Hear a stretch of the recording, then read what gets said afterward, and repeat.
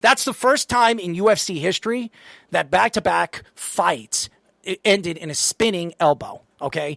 I've never seen anything like that before watching UFC or mixed martial arts in my life. I've watched Bellator, I've watched Pride, I've watched it, every single time, and I've never seen back-to-back fights where there's a spinning elbow that knocks out guys back-to-back fights. But I will say this, both guys, Prates and Murphy, earned themselves $50,000. As we all heard, Joe Rogan going out there and saying that it was told by him that they're both going to get fights of the night. And Chimaev, the unbelievable domination. I'll get into that DDP fight. It was sensational, and Chimaev deserves a lot of credit for what he does best, and that's taking guys down and dominating on the ground because he's a great wrestler and unbelievable against Brazilian Jiu-Jitsu artists. But I will go with Prates. I thought Prates' fight was really just completely dominated. A guy like Neal, who a lot of people thought was the favorite going into the fight. Prates was ranked, if I'm not mistaken, 11th, and Neal was ranked 10th in their weight class. I look at Prates and what he has done for his weight class and the opportunity for him to jump from 10 to fight possibly the champion or maybe the contender for that belt in the very near future puts him in a position where I think the UFC is looking for that next dominant young fighter in some of these young and lower weight classes where you can really bet on to see these unbelievable knockouts. So I was impressed with Carlos Prates and what he did in that fight.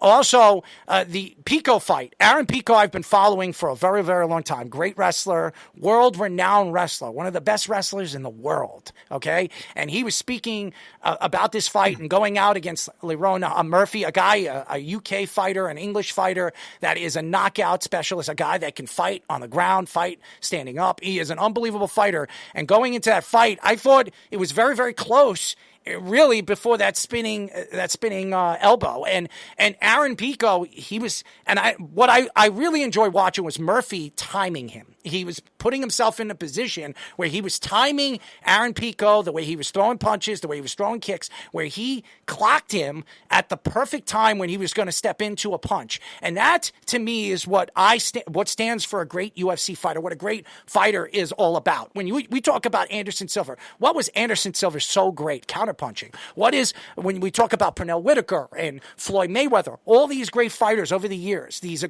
guys that are counterpunchers, top-end fighters at their weight classes and at their combat sports, because counterpunching is really the edge of today's style of fighting. When you have guys like Canelo Alvarez or even guys like Manny Pacquiao, these guys are offensive fighters. They're going to go at you. They're going to throw hard punches. They know they can hurt you.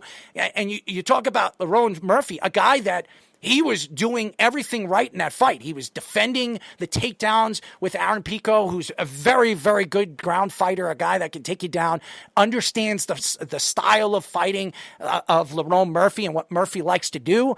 And Murphy, he was not hesitant on what he was doing. He was very calm and collective the way he was fighting Aaron Pico. And that was the fight that, out of the Prates and the Pico fight, that was the fight that really stood out to me before the Chimaev fight, is what Aaron Pico really stood for. You listen to all the different wrestlers that I've heard before this fight and what Aaron Pico was talking about, like he's the next big thing. This was his first UFC fight, and he was on one of the biggest, one of those big cards. He wasn't on an undercard. He wasn't on one of the first fight, the beginning of the main event fight card. He was the second to last fight. And Aaron Pico was the guy that the UFC was eventually going to build around. He was the guy that everybody thought, hey, this is the guy that we're going to build around in the future in that weight class. But what Lerone Murphy is, he's undefeated. The guy has a tremendous ability of throwing heavy kicks to the legs, and you saw what he did with that devastating elbow, spinning elbow. This guy is, to me, when it comes to full end type of combat fighting that you want to see, one of the best fighters the UFC is providing on all around fighting styles of taking down and dominating on the top of, and standing up with you amongst the best fighters in his weight class. The Chimaev fight, it was boring. It was a very boring fight. And I expected it. Chimaev is a great wrestler. And we heard Chimaev before the fight. He says, I'm going to dominate this guy on the ground. He was telling he was telling Dricus what he was doing. DDP, what he was going to do. And I'm going to take you down. I'm going to pound you. And that's what he did. 20 seconds of every single round. Within 20 seconds, he was taking him down. He was double hand, a double arm taking down, everything. DDP knew what was coming.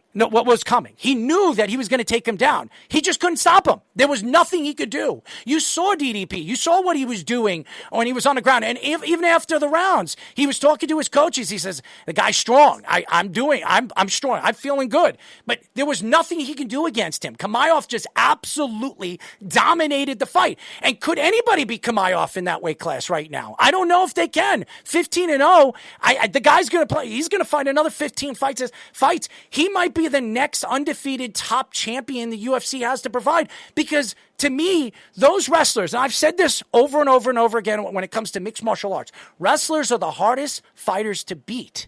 And why? Because the first thing they're thinking about is taking you down. The next thing is dominating you on the ground with your own body weight. And that's what Chimaev did. DDP is a big, strong guy.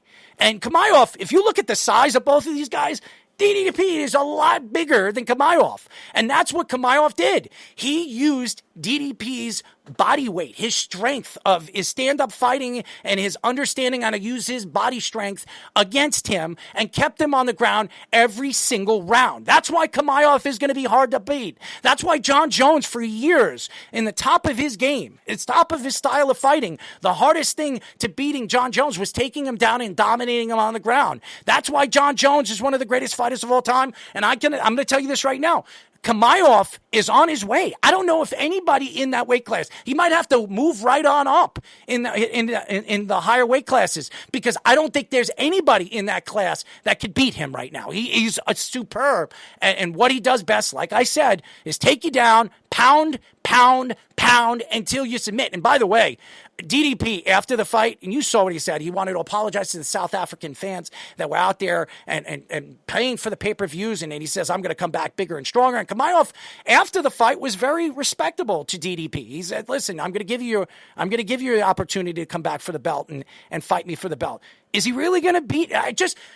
Styles make matches, and I just don't think DDP style can beat Chimaev. Even if he stood, if Chimaev wanted to stand with him, maybe it's a lot closer, but I don't think there's anybody that can compete with this guy on the ground.